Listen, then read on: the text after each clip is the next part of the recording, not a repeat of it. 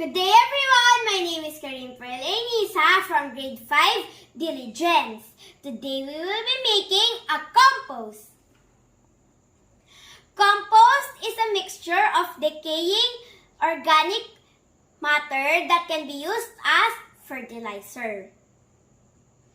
The materials that we are using are soil, some eggshells, these banana peels, some dried leaves, and brown paper.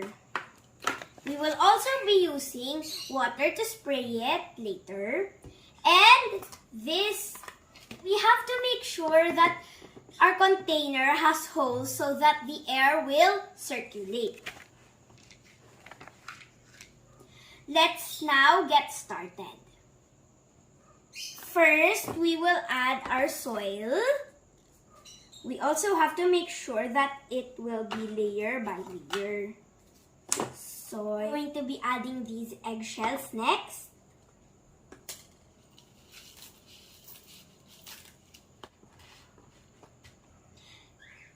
Let's add the banana peels next.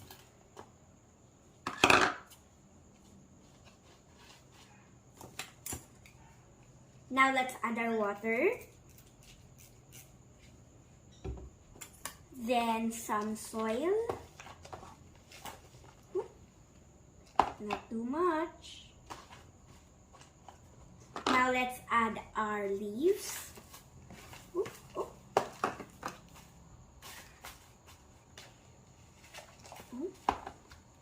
And water again.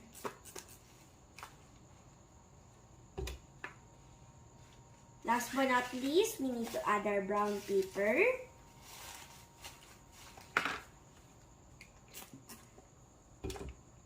And this soil.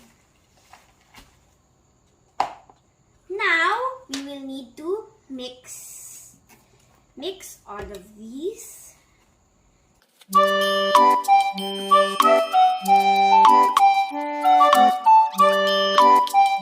And now that we're done with the mixing, we must cover it.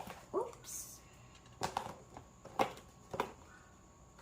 Now, we need to put this in a shaded area.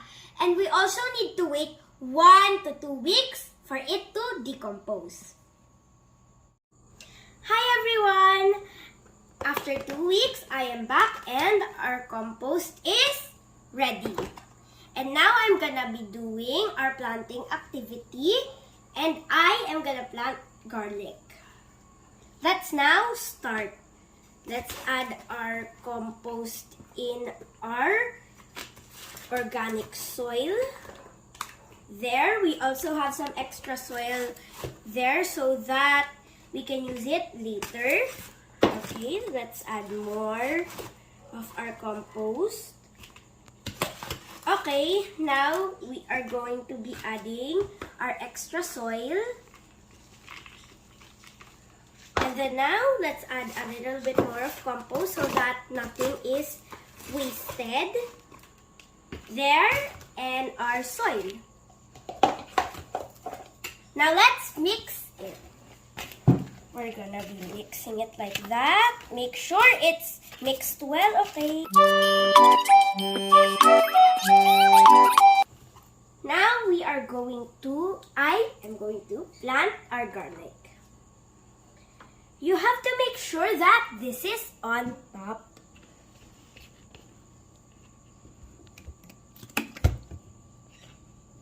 Make sure there is a lot of space so that it will grow well, like that, and done. And then now we're gonna add our water.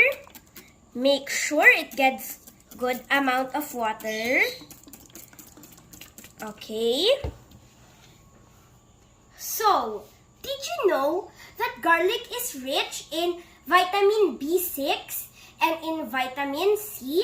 So this is very good for us. Thank you for watching, and I hope you learned something new. Bye!